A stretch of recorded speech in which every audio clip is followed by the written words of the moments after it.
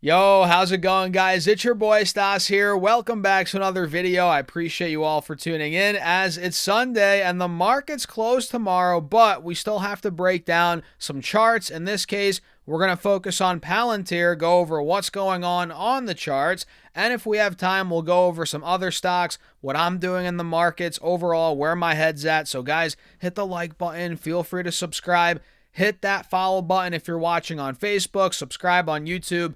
We have, I think, 50% of you. I checked my analytics.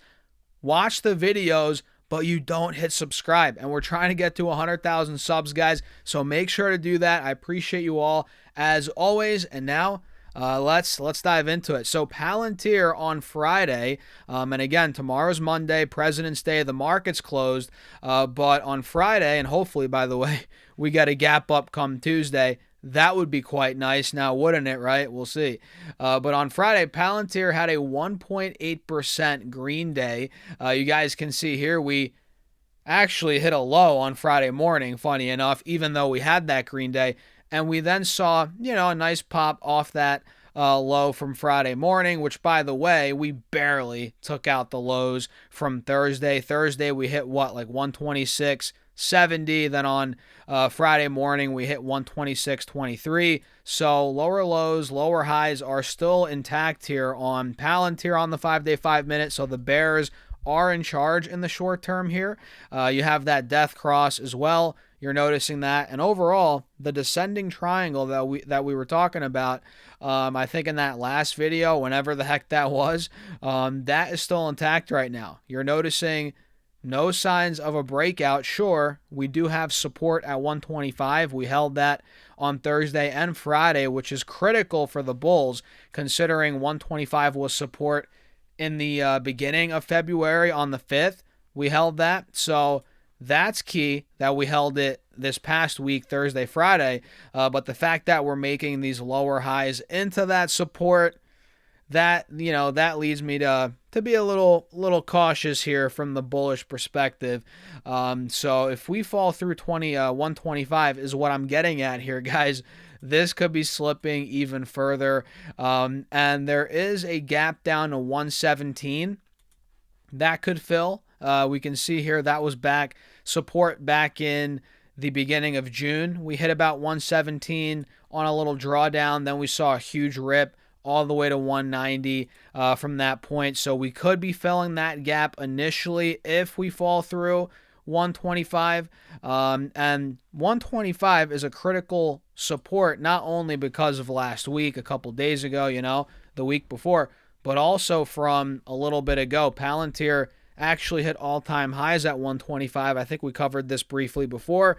That was back about a year ago. We hit all-time highs there, and then we saw the drawdown to about $65. So that old resistance is now acting as support.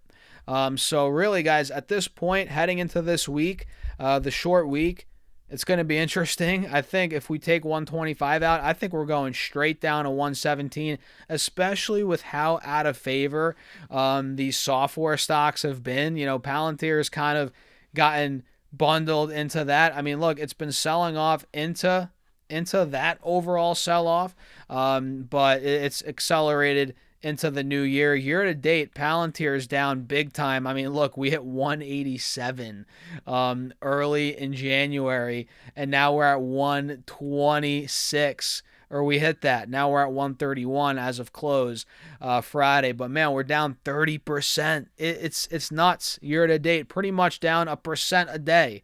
Not quite, but man, it's rough. And the Head and Shoulders is clear as day. Do you guys see this? This is a textbook Head and Shoulders on Palantir. And at some point, this sell-off's going to get exhausted. It might have already hit that point. Or who knows, maybe Palantir goes down to 117, then that's the bottom. It very well could be. And I think a lot of these software-oriented stocks are getting hit too much, It's just too much.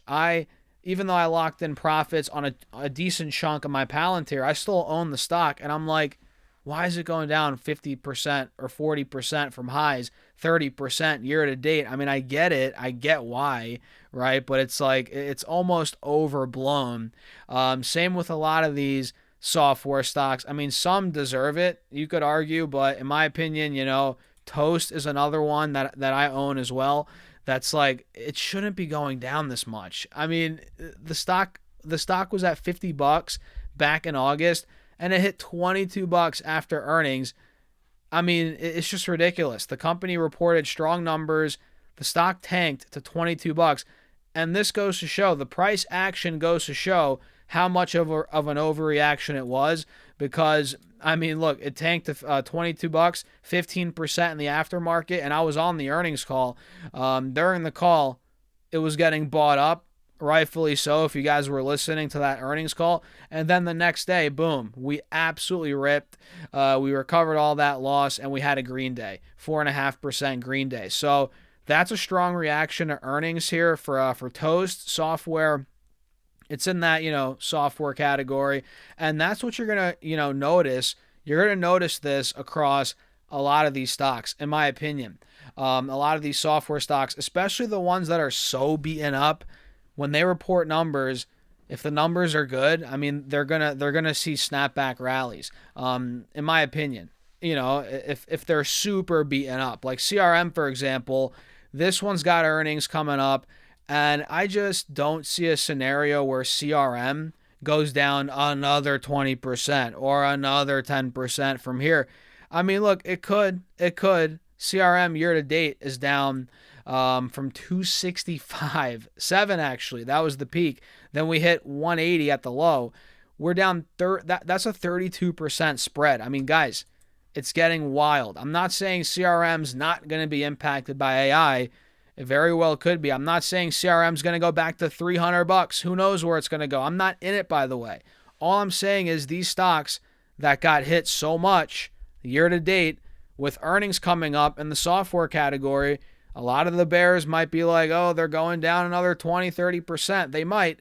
All I'm saying is, look, in the short term, we're going to get snapbacks, and a lot of them, in my opinion. And CRM could be one of them. I don't know. We'll see. I'm not in it. I'm not gambling on earnings either with this one.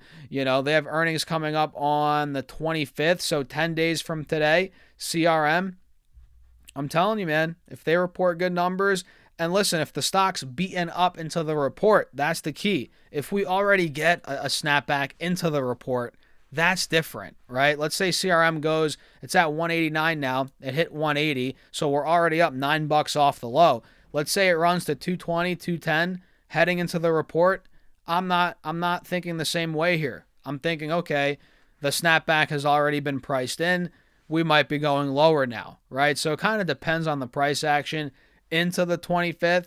But as things stand now, let's say earnings were tomorrow, but they're not. But let's say they were tomorrow. This would probably, I would be like, a snapback's possible, likely, especially if we get big, a big move in the market in general. I don't know. Am I thinking about this wrong? What do you guys think? And Palantir could be in that same category. In fact, it was. Timing was a little off, though. Palantir reported earnings, and it did see a crazy snapback. Do you guys remember that? But then the overall market started getting hit. Palantir gave back all the gains. It was short-lived. But we got that snapback in this name, and it's been down since, so does it even matter, right? I mean, that only matters for those that sold it, the day traders that sold that snapback. But the point is, man, if you're looking to trade the snapback, I think some of these software names could be getting them. A snapback. Could be getting a snapback. Excuse me, guys. I need water, and I don't have any here on my desk. Phenomenal. But, yeah, we're pretty much at the end of the video now.